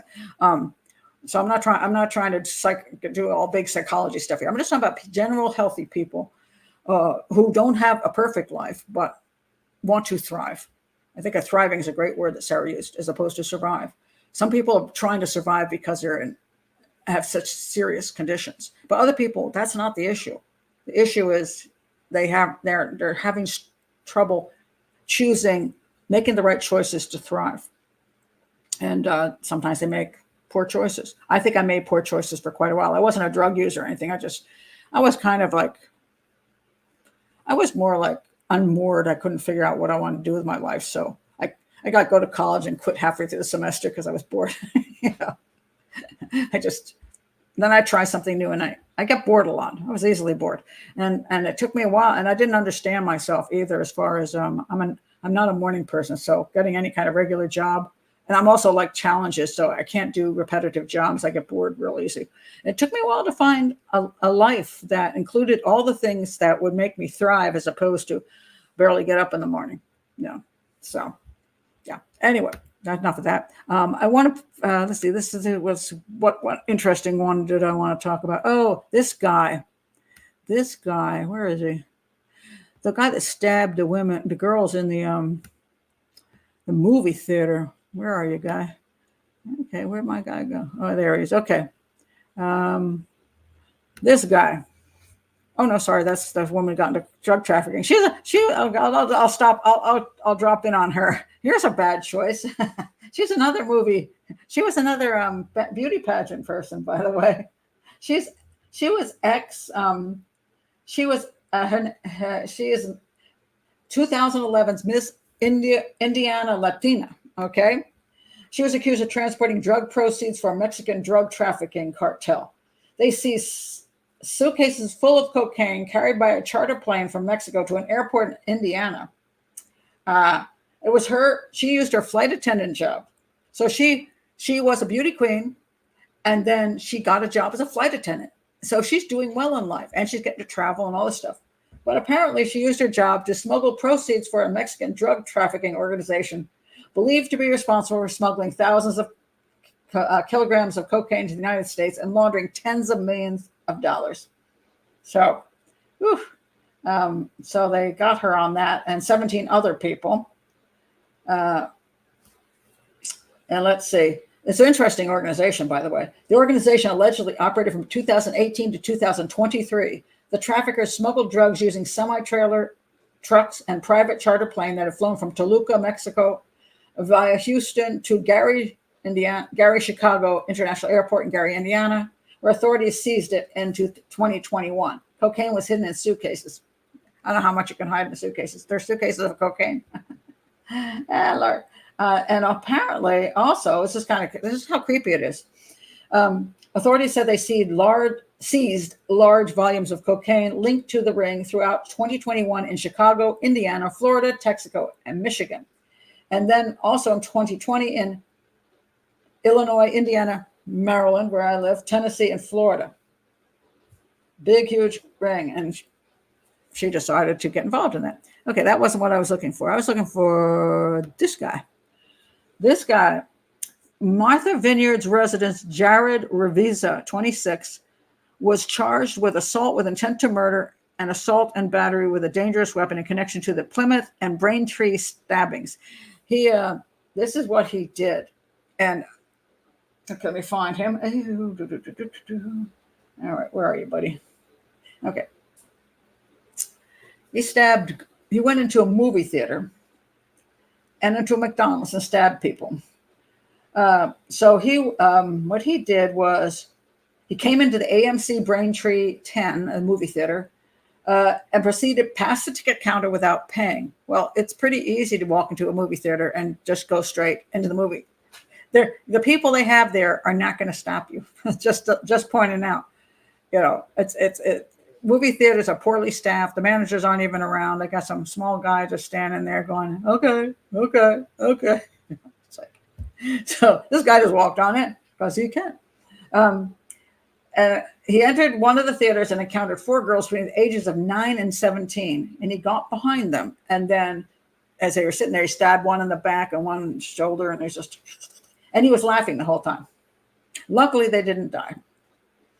So they survived. And then and he's laughing like the Joker, kind of very creepy.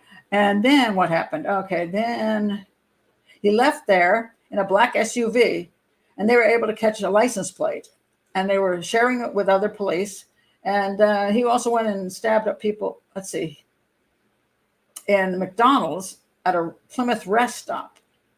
He reached through the drive-through window and stabbed an employee, a 20-year-old man, with a large knife. Then he drove. Now he's in a black Porsche. Wait, I thought he was in a black van. Wait a minute. Where'd that Porsche come? Is he stealing cars too? I don't know. He went inside and stabbed a second employee, a 21-year-old man.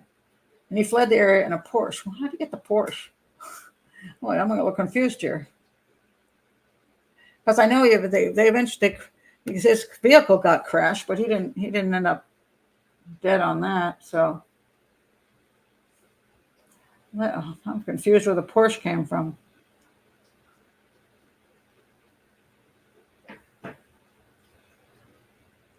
Or is it a Porsche SUV? Maybe it's a Porsche SUV. I don't know. Porsche. I'm not a car person. Porsche. Anyway. Okay, that is it. Okay, I'm thinking, I think of a sports car when I think of Porsche. One that I can't afford, which is why I have a Mazda. Anyway, he was taken into custody. Now, what's wrong with the dude? Now, I want to point out something about that because he was doing like a spree stabbing. Sometimes when people do sprees, it's because they killed like their parents in the home, and now they're like, no, everybody's coming to get them, so they take off and they do a spree and they kill other people and they steal money and cars.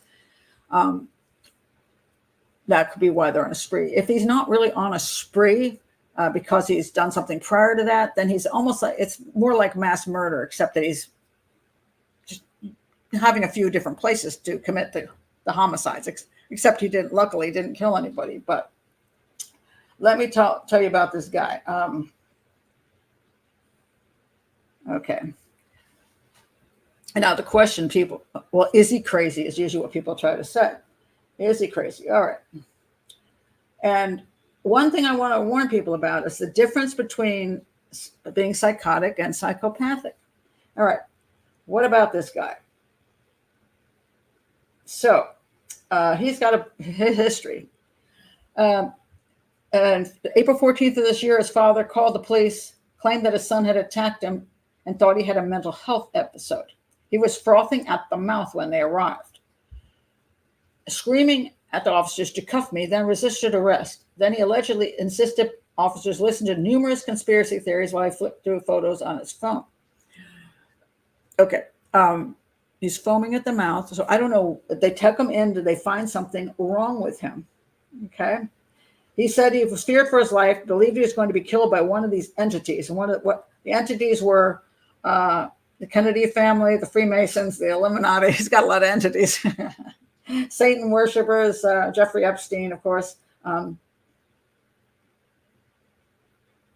his family started the country with John Quincy Adams. Okay. Now, what happened with him? He went to Martha's Vineyard Hospital for a mental health evaluation, but did not meet their standards to be held.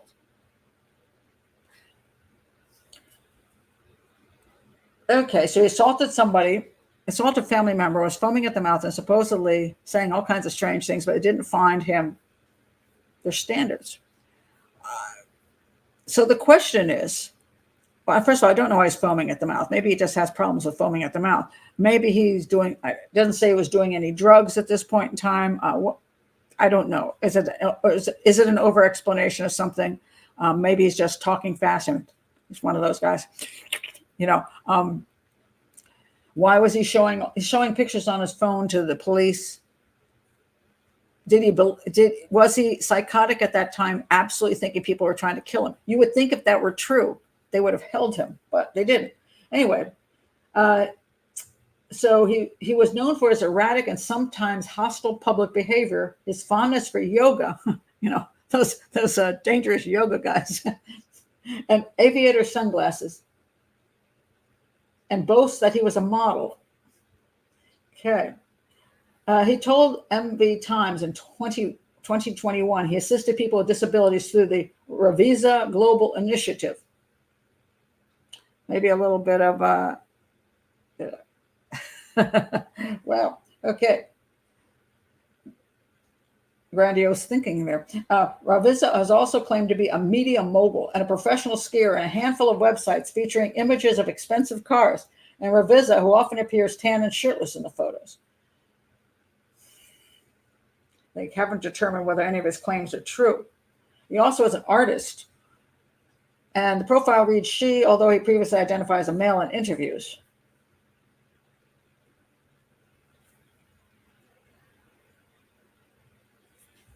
Okay, so he's a weirdo. Is he psychotic? Don't know. There is a difference between having beliefs and being psychotic. And we have a problem these days where anybody who has beliefs different from us or believes in a certain thing occurring in the world is a conspiracy theorist. And that means that they are mentally unstable.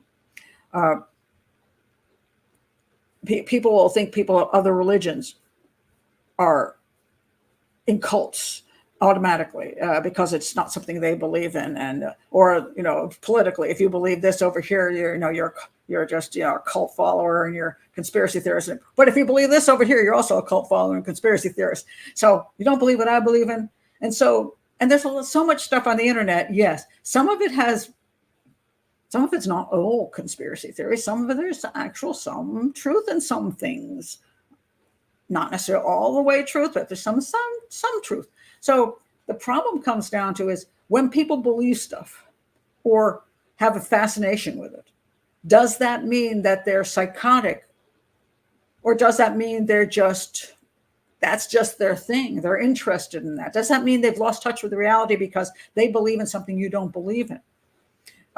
So sometimes I think some of those people have, under certain circumstances, may have lost touch with reality. But if they're able to conduct the rest of their lives, like if you're a flat earther, but every day you get up and you go to work and you're able to, you know who people are and you know what day of the week it is, and you don't think people are talking to you through a television set, but you believe the earth is really flat. Are you psychotic? Or does your brain just want to go someplace and think something that is not terribly well supported by evidence?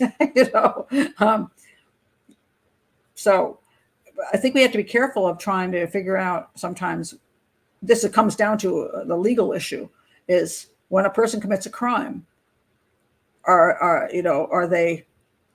is it insanity or is it just the way they are? And if this guy, is he stabbing the girls in the movie theater because he thought they were doing something to him? Did he have any delusions, or did he just like stabbing girls? Maybe he just likes stabbing people. Maybe a psychopath. And a psychopath can also have bizarre ideas. And a psychopath can also be psychotic. So we have to be very careful of how we understand that, just because it's not always that clear. So the real question comes down to, did they know what they were doing was a crime? That's what our legal system is built on. Did they know what they were doing was a crime? And if they did it anyway, then that's not a sign of insanity. So, yeah. So, but what did he think he was doing? I don't know. That shouldn't have let him out of that last psych hospital if they thought he was really doing that.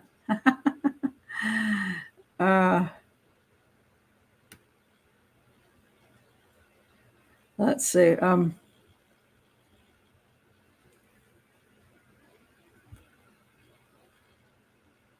That's a very good statement. If you can appreciate the small things, you can appreciate the whole world.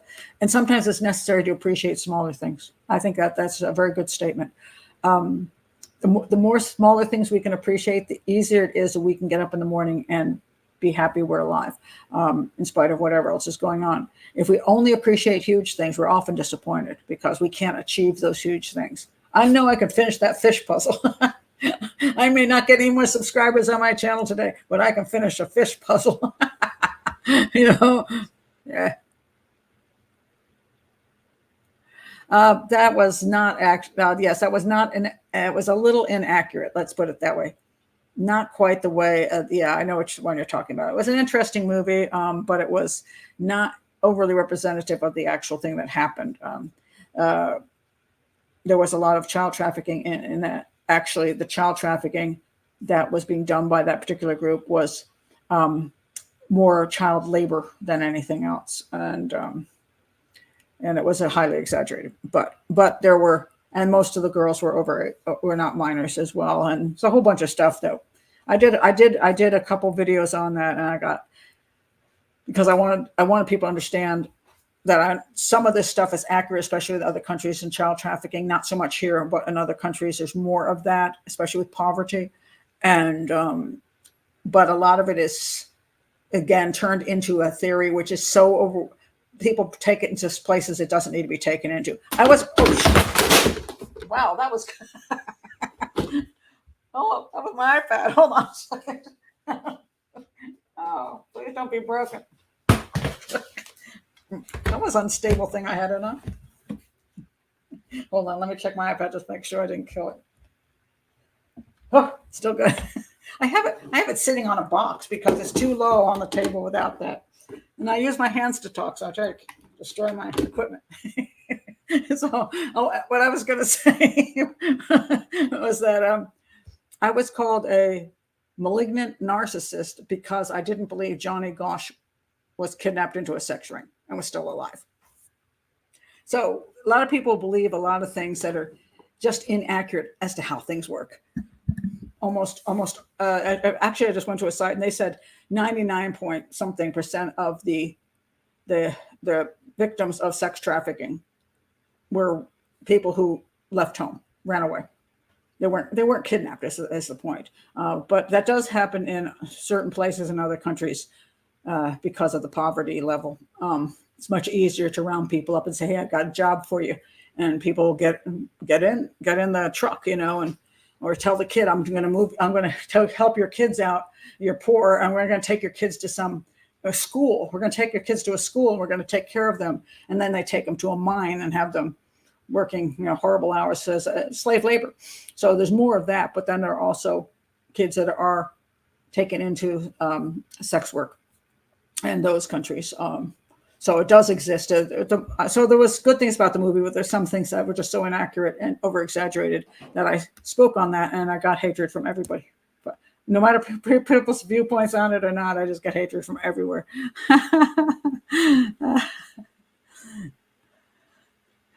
What was that?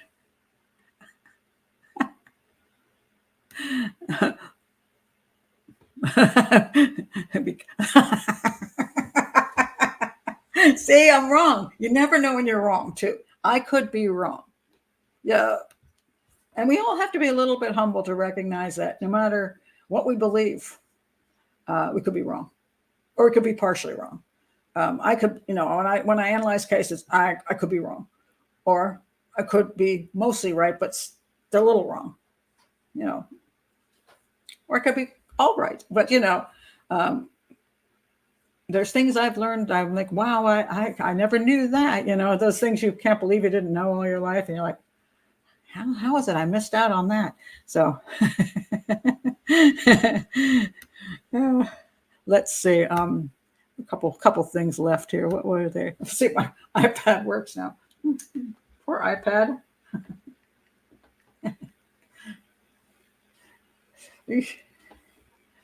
Luckily, it's in a case, so that helps. Oh, speaking of, sometimes also we want to the age thing. I was talking about the age thing. That this one is just interesting. An 81-year-old serial slingshot shooter. This guy's 81. Was arrested during a search warrant after authorities determined he began striking residential windows, denting car windshields, and making close calls with several people.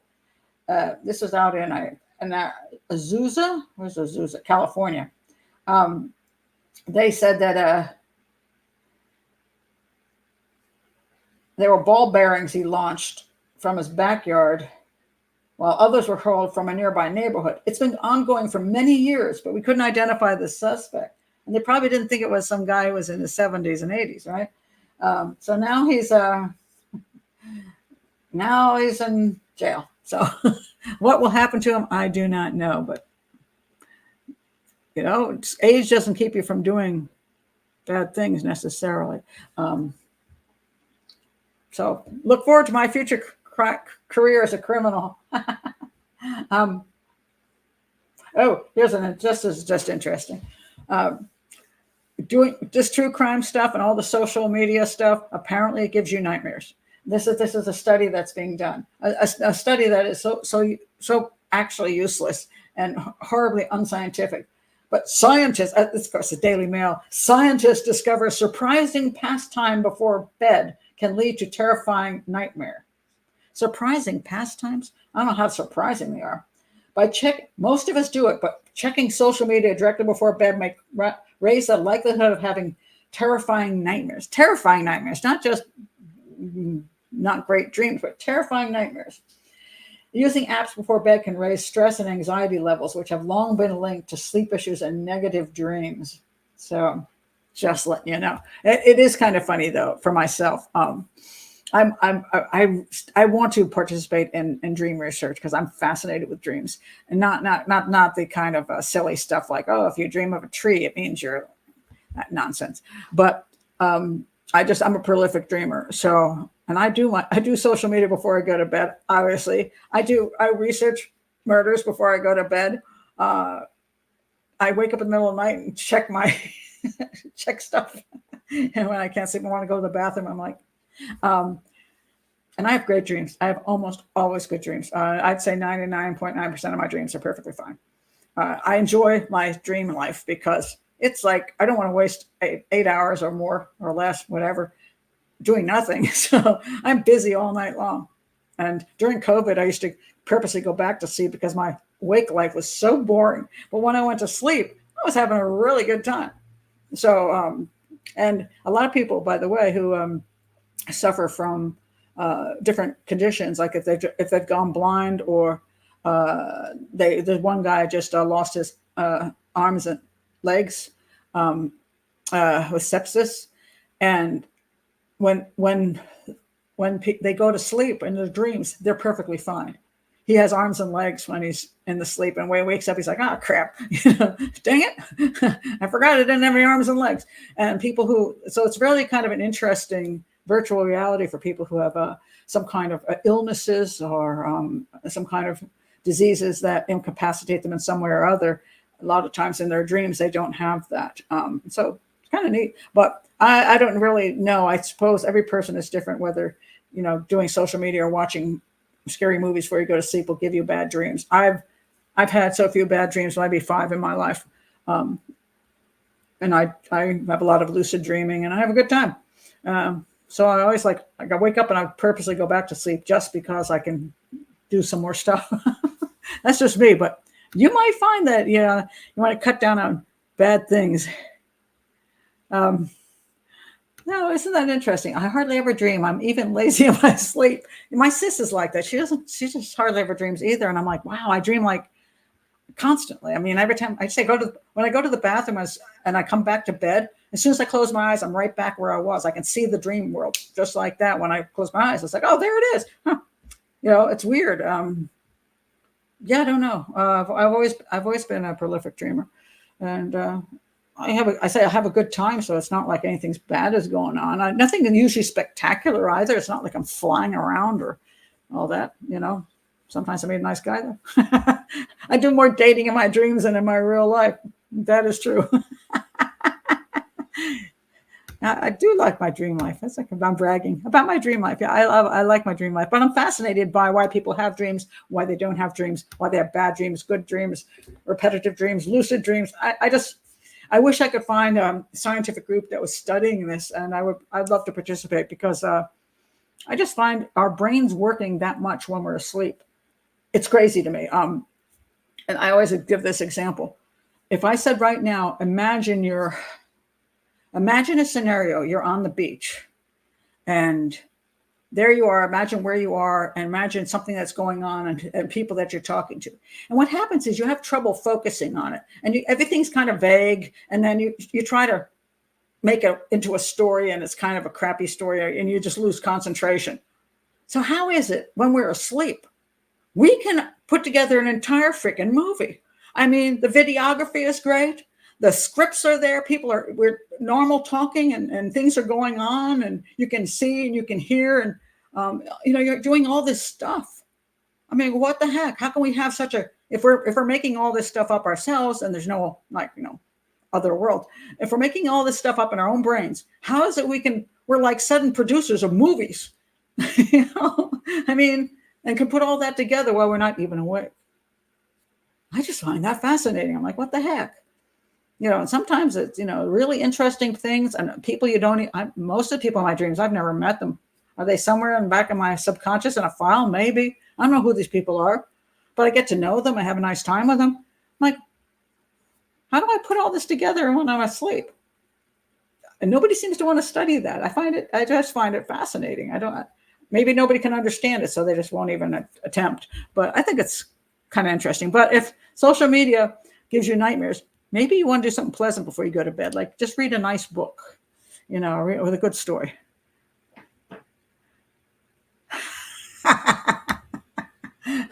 Wait, I was just dreaming of Pat for a bit there. Turns out it wasn't a dream. Well, you got to stop falling asleep while I'm talking. Don't close your eyes.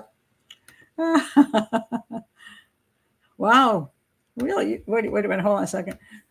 I used to sleepwalk pretty badly. Even started the washing machine back in the days. Now I'm a snooze fest. Really? Sleepwalking I've never done. That's so weird. Let's say, I can speak when you're one of those people speaks in your sleep. Watch what you say. Oh no, not that. I always dream I'm running after a plane that's crashing. Interesting. That's unfortunate. Yeah, real dreamboats. Yeah, they're much better in my dreams than in real life.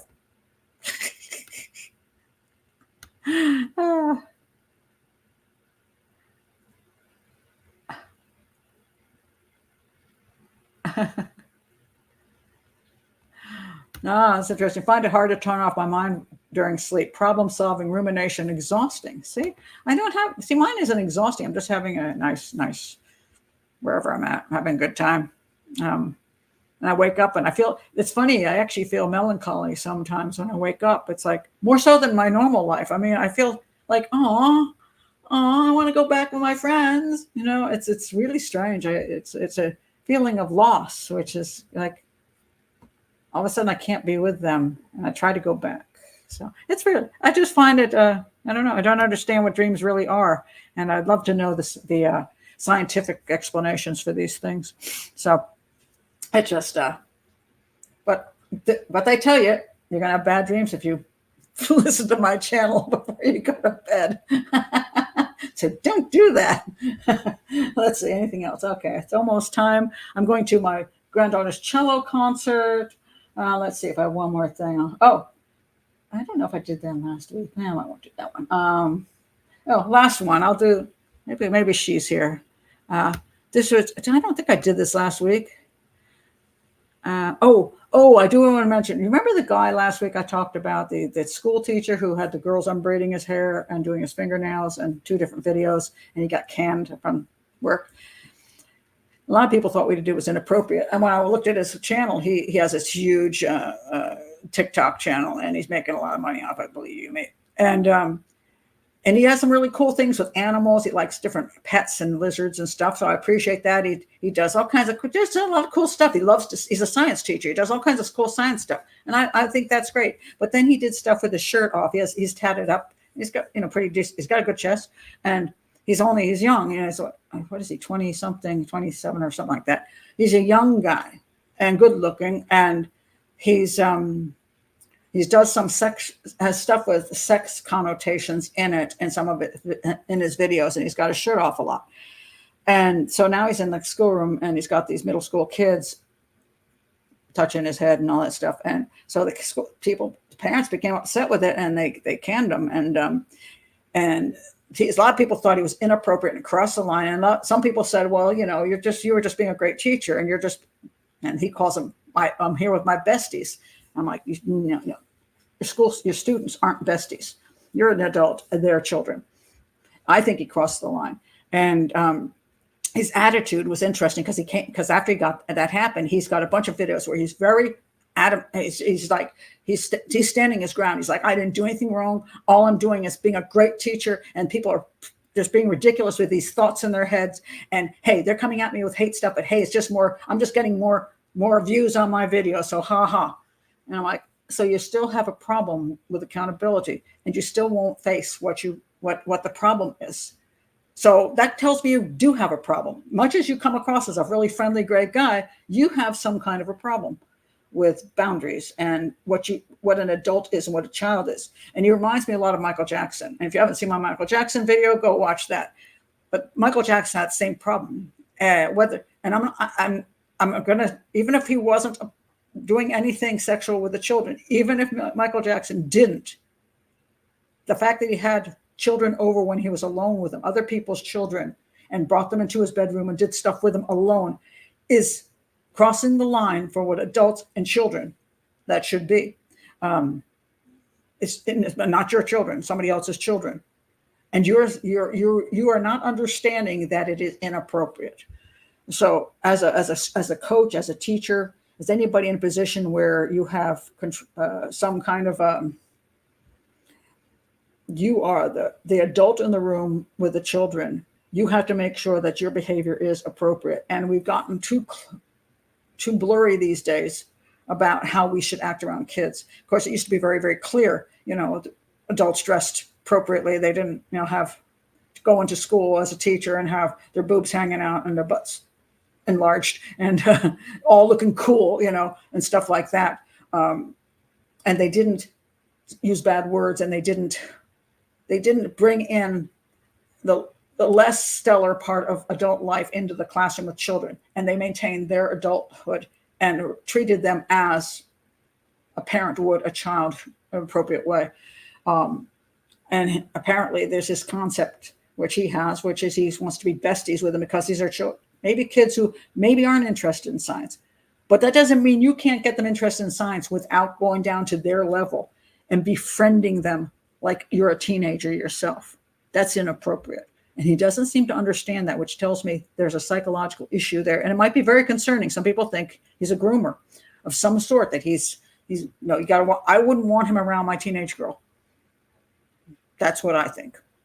I wouldn't want him around my 12-year-old girl. I wouldn't trust him. And he's a great teacher. Yeah, if he hadn't done that stuff, I would say, hey, he'd be a fun teacher to have, and he's interested in a whole bunch of things, and that's really cool.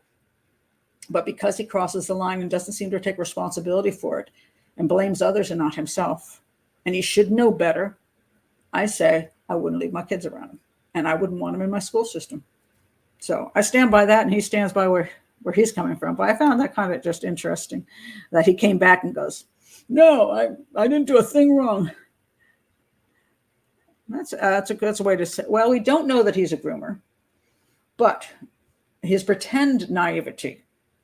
Yeah, I think that's it. He actually acts like he doesn't know. If he just said, look, I didn't, I've been with these kids for a while. I probably should have kept that distance between us and not allow them to touch my head. I just didn't even think about it. He should have just said that. He knew it would have been better off, but I didn't do anything wrong. Um,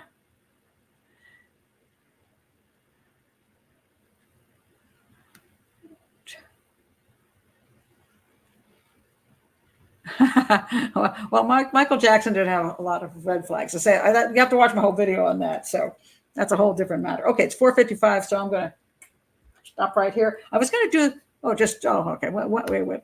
I want to do this because I was going to do it last week, and I keep forgetting to do it. Where did I put that girl's picture? Where is she? I moved her picture over. I did. Anyway, the story is just, you don't need to see a picture, but just this. I don't think I did it last week, but this one girl, she's 18 years old. She wanted to get her boyfriend back. So she sent him a picture of her stomping on her baby's head to lure him back. Well, he wasn't interested in her or the baby. That was the problem. So how she thought stomping on the baby's head was going to help out. And it turns out that his roommate was the one who went to the police, not him. And she was arrested. She actually did not hurt the child. So, but I'm going to say something's wrong with her. If she thinks it's even amusing or if she's going to use a child like that just to lure her boyfriend back, that she has so little feelings for that little infant baby that she would put it on and pretend to stomp on it. I don't know. Babies always get Pat tickled just because I laughed at a couple of horrible baby stories.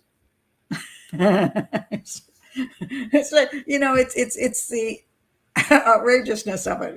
The photo in my head is not good. You're right. I do laugh. It's terrible. But it's like, who does that? I think that's because I always go, who does things like that? Who does things like that? Muddle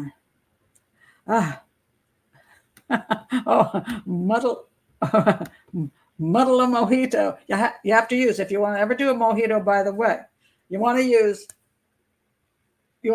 Cuban rum. You want to have Cuban mint. Do not use American mint. It's not the same thing. You can even get Cuban mint. You can actually buy the plant over at Homestead Gardens. Use real Cuban mint. It tastes different. And yes, you muddle it really good, and you put in a crap load of rum, preferably Cuban rum. But if you can't use Baron Court, it's from Haiti. It's decent, but man, it's not like that stuff. So, but yeah, or go to Cuba and have a mojito there. I'm glad you enjoyed the show too. Thank you very much. And glad you were all here. I'm going to listen to a small band of elementary school children playing little songs. Yes, we must support the children.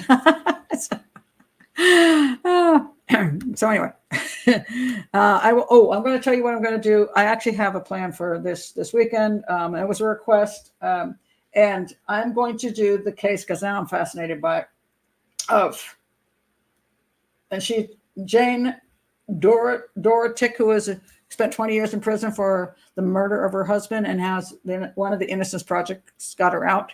And I do find it a really fascinating story. And so I will send over when I get this thing set up. There's supposedly 2 shows on it. And so you might want to watch both of those if you're doing your homework for my show. But I don't actually have an opinion yet. But I find it really an interesting case so far. So I'm looking forward to finishing learning about it and doing the show probably Saturday, because I think Sunday is going to be pool day with the family. So probably Saturday. So anyway, I'll say goodbye to you all now. Bye. And if you're new, again, subscribe. Bye.